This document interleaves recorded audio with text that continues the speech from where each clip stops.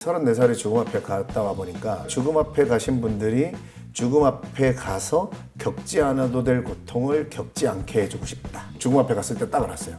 34년을 살았는데 딱 4달을 살았더라고요. 그러니까 저는 알려드리고 싶은 게, 근데 그러려면 자본주의잖아요. 지금 가장 큰 고정관념이 돈에 대한 거예요. 돈에 대한 거를 깨지 않으면 영원히 이 굴레에서 못 벗어나기 때문에 진짜 소중한 걸 한번 거절해봐라. 그래야 네가 그 빈자리에 더 소중한 게 들어온다. 에디슨, 일론 머스크나 그런 사람들은 알아요. 끌려다니지 않으면서도 내가 하고 싶은 일 하면서 돈을 벌 수 있는, 지금도 늦지 않았습니다. 머니 올라니까 그러면 왜 돈에 그렇게 관심이 가세요? 그러니까 제가 이제 죽음 앞에 가서 이 자본주의, 저는 책을 제가 이 책에도 써놨고 방송에서도 많이 했는데, 저는 이제 34살에 죽음 앞에 갔다 와 보니까 저는 책 쓰고 강의하는 가장 큰 목적은요, 제 후대에, 아니면 우리 선배님들도 마찬가지지만 어쨌거나 죽음 앞에 가신 분들이 죽음 앞에 가서 겪지 않아도 될 고통을 겪지 않게 해주고 싶다. 후회나 미련 같은 거. 네, 제가 그 죽음 앞에 가보니까, 그러니까 우리가 너무 잘못 알고 있는 게 많아서, 그러니까 예를 들면 우리는, 저도 그렇게 생각했어요. 내가 이뤄놓은, 예를 들면 재산이라든가 아니면 방송국에서 뭐 연예 대상을 받았다든가, 우리는 뭐 그런 업적이 내 죽음을 위로해주고 뭔가, 난 그래 잘 살았다, 난 그래 살면서 이렇게 했지, 이렇게, 그렇게 죽을 줄 알았거든요. 절대 그렇지 않아요. 인생은 죽는 날까지도 나아가려고 해야지 잘 죽을 수 있어요. 그래서 제가 나는 녹슬어 사라지지 않고 달아서 사라지겠다, 이거를 제가 좌우명으로 삼겠다고 한 게, 제가 완전히 깨달은 거예요. 그러니까 저는 죽기 전까지, 그때 이제 죽기 전이면 만약에 자연사 하게 된다면 강의는 못 할 거예요. 그러니까 저는 어쨌거나 그때까지 깨달은 제 경험이 어떤 후대 분들에게 도움이 된다면 한 글자라도 저는, 그러니까 작별 인사는 가족들이랑 미리 할 거예요. 제가 죽을 때 되면. 그래서 저 혼자, 그게 어딘지 모르겠지만 하여튼 노트북 갖다 놓고, 왜냐면 이게 또 잡을 힘이 없어질 거 아니에요. 어떻게든지 한 글자라도 써요. 더 찍다가, 그러면 저는 너무 제가 만족스럽게 죽을 것 같아요. 내가 이뤘다, 내 책이 무슨 상을 받았다. 죽음 앞에 가잖아요. 그러니까 죽음 앞에 가신 분들을 간호하신 그 호스트 분들이 쓰신 책들 보면 1번 공통점이, 찐 죽음 앞에 가셔갖고 그 죽음에 가신 분들이 재산 얘기한 사람은 단 한 명도 없대요. 그러니까 우리는 영화나 드라마에서 그냥 우리가 그런 장면들을 많이 봐서 죽음 앞에 가면 이 아파트는 누굴 주고 저 금은 누굴 주고, 그거는 그냥 우리가 고정관념으로 잘못 알고 있는 거고요. 진짜 죽음 앞에 가면 완전 다릅니다. 그러니까 초반에 얘기했던 내 안에 가능성들이 있었는데 얼마나 억울하겠어요. 죽음 앞에 가면 압니다. 내 안에 막 뭐가 있었다는 거를. 그러니까 이거를 왜 내가 몰랐을까? 이거를 왜 못 꺼내보고 죽었을까? 그래서 나는 제대로 살아보지 않았다는 게를 딱 알게 되는 거죠. 그걸 경험해 보신 거죠? 그럼요. 그러니까 저는 34년 동안 진짜 한 4달만 내 순수 의지대로 살았다라고 죽음 앞에 갔을 때 딱 알았어요.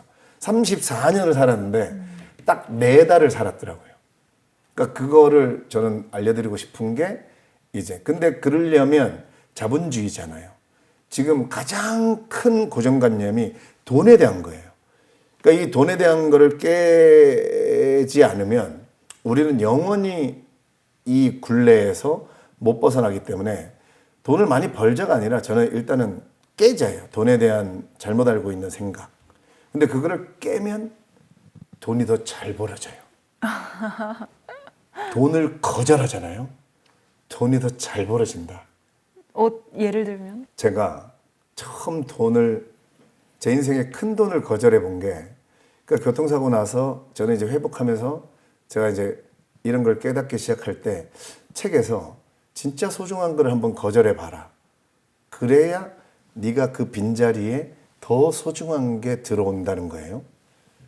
그래서 제가 그때는 이제 완전히 회복되지 않아서 방송을 못 하고 있었는데, 그러다 보니까 이제 주변의 지인분들이 또 제가 교통사고로 힘든 거 아니까 막 행사 이런 것들 생기면 야, 명언 시켜주자, 막 이런 분위기가 많았어요. 근데 팔순잔치를 500만 원을 준다고 섭외가 왔어요. 엄청 큰 돈이죠. 지금도 500만 원 준다 그러면 그럼요. 무조건 달려가야 돼요. 네. 근데 큰 돈이죠. 이 그런 팔순잔치 이런 거는요. 술이 있고 저보다 나이 많으신 분들이 있잖아요. 항상 MC한테 이제 그러니까 노래 시켜달라 나 한 번 더 하게 해달라. 근데 우린 또 공평하게 해야 되니까 나중 되면 이제 욕설이 난무하고 이제 MC에게 막 MC 탓을 합니다. 뭐라고 하고 왜 나 노래 안 시켜주냐 막 욕을 하죠. 진짜 저보다 나이 훨씬 많으시니까. 그러니까 제가 그때도 제가 막 굶어 죽을 정도가 아니었거든요. 그러니까 저는 그때부터도 돈 버는 게 지금의 500만 원을 버는 게 저는 이제 한번 죽어봤잖아요. 어쩌면 내가 오늘 500만 원 버는 게 지금 있는 돈의 저 뒤에 있을 수도 있잖아. 이런 생각 한번.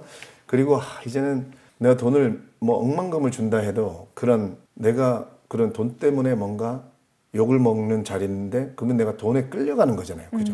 내가 가기 싫은데 오로지 그 돈 금액 때문에 보고 가는 거니까. 이런 거는 하지 말자. 처음으로 그랬어요. 그래서 그때 봉천동에 살 때인데 그 바로 옆에 보라매 공원이 있었거든요. 거기 지금은 모르겠는데 그때 독서실이 있었는데 입장료가 500원이었어요. 그러니까 공교롭게 내가 500만 원을 거절하고 500원 내고 책을 읽었어요. 일단 기분이 너무 좋았어. 와, 내가 막 자존감이 오히려 높아지더라고. 나는 500만 원을 거절하고 500원 내고 책 읽는 사람이야. 근데 또 객관적으로 판단해 봐도 제가 그 행사하러 갈 시간에 제가 그때 이제 강의도 조금씩 시작했거든요.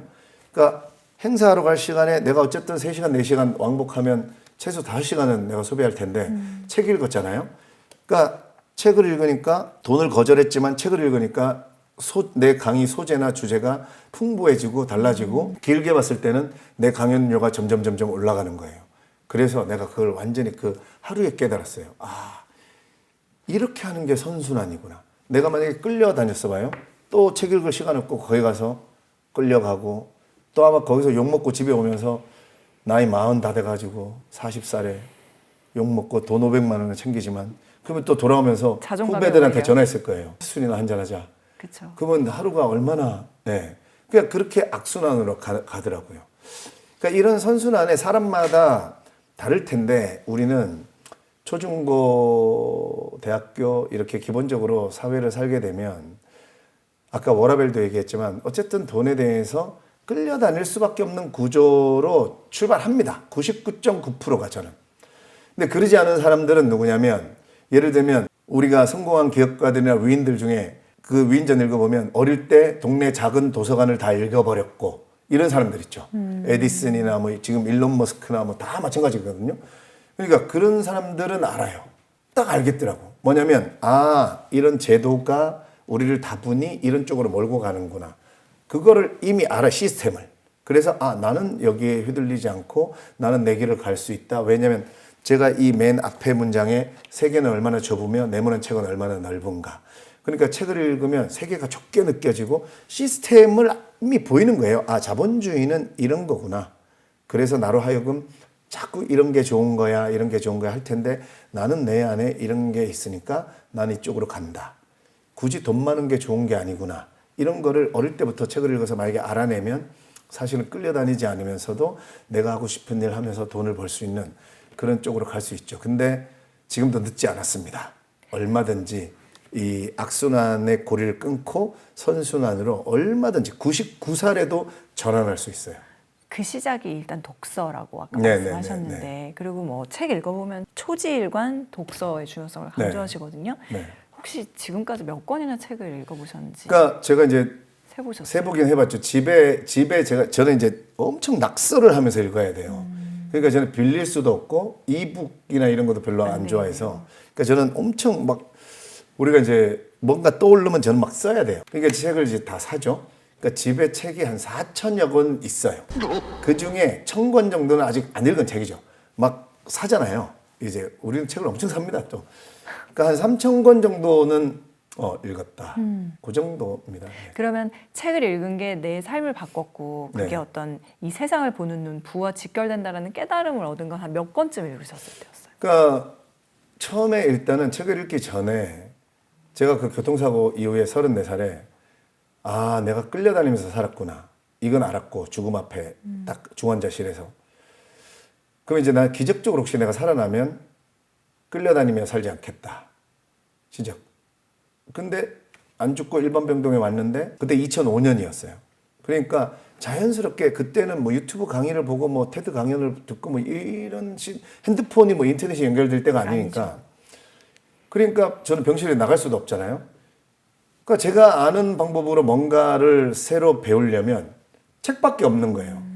누군가 뭐 선생님을 모실 뭐 그런 여건도 안 되고. 그래서 그때 병문안 오는 사람들에게 무조건 책 사달라고. 과일이나 뭐 주스 사갈까 이렇게 물어보면 아니 책 사다 줘. 저도 책을 못 고르니까 무슨 책 사가 그냥 가서 너도 알고 나도 아는 제목 책 있지 그런 거. 그러니까 그때 그런 인문 고전 이런 책들 뭐 예를 들면 아까 말한 데미안 노인과 바다 뭐 이런 거 이제 유명한 책들 네. 그냥 유명한 책들 이름은 아는 사죠. 책들, 제목만 아는 책. 그러니까 그런 책을 저는 읽으면서 끌려다니면서 살지 않으려면 어떻게 하면 될까가 제 머릿속에 가슴속에 계속 질문으로 있었죠. 그러니까 저는 처음부터 그냥 그리고 책을 읽기 시작하는데 그런 뭐 문학이든 철학이든 뭐 주로 문학이었죠. 근데 야 이거를 읽으면서도 이 문학을 읽는 게 그 돈 버는 법, 살아가는 법 이런 게 와 이 안에 다 있구나 이런 게 그러니까 처음부터 그냥 알겠어요. 저는 그 질문이 워낙 그 죽음 뒤에 온 질문이라 엄청 강했기 때문에 저는 뭐 몇백 건 이후에 깨달음 이게 아니고 와 몇 건 읽으면 읽을수록 조금씩 알겠는 거예요. 그래서 너무 신나서 저는 그 계속 뒤로는 책을. 그러면 이렇게 정리하면 되네요. 죽음 앞에 갔더니 뭔가 어마어마한 아쉬움이 있었고 그걸 깨달음이라고 표현하셨는데 네네. 살아난 다음에는 다시는 그렇게 그 삶의 방식을 그렇죠. 네. 반복하고 싶지 않았다. 네. 근데 방법을 모르겠다. 그래서 네. 그때 유일하게 가능했던 네. 수단인 책을 찾았는데 네, 네. 몇 권 읽자 깨달음이 왔다는 네. 거죠. 근데 저는 사실 제가 3,000권 이랬지만 많이 안 읽으셔도요. 제가 재수할 때 경북 상주에서 대전으로 올라왔어요. 그러니까 고3까지는 경북 상주에 살았어요. 근데 대전으로 왔는데 감나무가 많은 상주네요. 우리 개그맨들이요. 90%가 대부분이 뭔가 이렇게 어릴 때 주눅 들어서 살았고 일단 집이 못 살았어요. 99%가. 그러니까 주눅 들어 살았고 남의 시선이 신경 쓰이고 근데 그 자체는 싫고 하니까 그거를 티내지 않으려고 오히려 과장되게 행동하다가 개그맨 된 애들이 90%예요. 그러니까 무슨 말씀 드리고 싶냐면 저의 성격도 엄청 샤이했어요. 그리고 시골에서 대전은 그때 경북 상주 살다가 대전 오면 엄청 대도시거든요. 학원을 다니는데 학원을 가야 되는데 다 막 나를 뭔가 내 옷차림이나 이런 거를 뭔가 무시하는 듯한 그리고 제가 예체능반이었는데 연극영화과 가려고 78명이었거든요. 70명이 여학생, 8명이 남학생이었어요. 특히나 또 와, 이 남의 시선 때문에 제가 이게 뭐가 공부고 뭐가 안 되는 거예요. 이거부터 해결하지 않으면 이 다음 단계로 나아갈 수 없다. 그러니까 저도 그때는 그러니까 그 19, 20살 때도 답을 찾을 수 있는 거는 책밖에 없다. 이런 거는 책은 잘 안 읽었지만 그래서 제가 서점을 갑니다. 대전에서. 야, 이거 남 의식되는 거 이거 어떻게 고칠 수 있을까? 그러니까 저는 강력한 질문을 가지고 서점에 가면 네. 독서 많이 안 하신 분들도 반드시 해답을 찾을 수 있어요. 간절함이 강하면 뭔가 네, 책 제목이 탁 옵니다. 그게 첫 방에 안 오더라도 한 2번, 3번, 5번, 10번 가보시면 반드시 본인이 해결하고 싶은 문제를 딱 질문으로 만들어서 보다 보면 반드시 손짓하는 아니면 이게 끌어당김의 법칙이고 양자역학적이거든요. 그러니까 저는 일단 누가 가요. 쓴지도 몰랐어요. 가서 보고 있는데 배짱으로 삽시다. 책 제목에서 이미 반이 치유됐어. 배짱으로 삽시다. 조금 읽어봤더니 막 그런 내용이에요. 왜 남은 너 신경 쓰지도 않는다. 거기 나왔던 내용일 거야 아마. 누군가가 하도 남이 신경 안 쓴다 그래가지고 직장인이 일주일 내내 똑같은 옷을 입고 출근해봤대. 그랬더니 그 직원들이 몇 명 있는 회사인지 모르겠지만 금요일 되니까 월화수목금 매일 똑같은 옷 입고 갔는데 물론 직장인들은 그 옷이 뭐 비슷하긴 하잖아요. 양복이나 뭐 이런 게. 근데 금요일 되니까 딱 한 명이 와가지고 너 혹시 이 옷 어제 입었던 옷 아니야? 라고 혹시 이러면서 5일을 내내 입고 갔는데 그런 얘기들. 그러니까 제가 정말 집에 와서 책 읽고요. 다음날 전 버스 정류장부터 사람들 눈이 막 의식됐었거든요.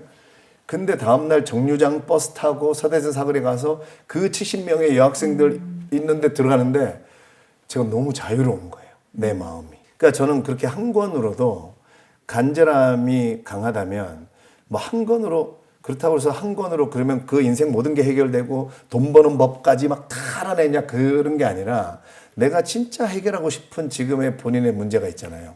그런 거는 정말 제대로 책을 만난다면 한 권으로도 충분하다.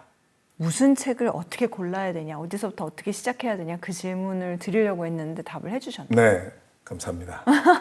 그렇다면 패스. 패스. 우리 인간은 결국은 죽기 전에 죽음을 초월하게 돼요.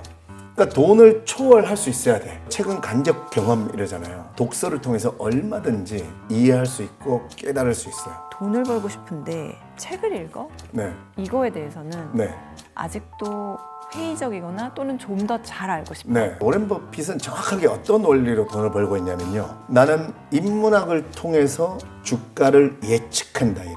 오렌 버핏이 뭐라고 하냐면 나는 50주 책 읽고 2주 일합니다 이래요. 근데 사실은 50주 동안 일하는 거예요. 무슨 일을 하는 거냐면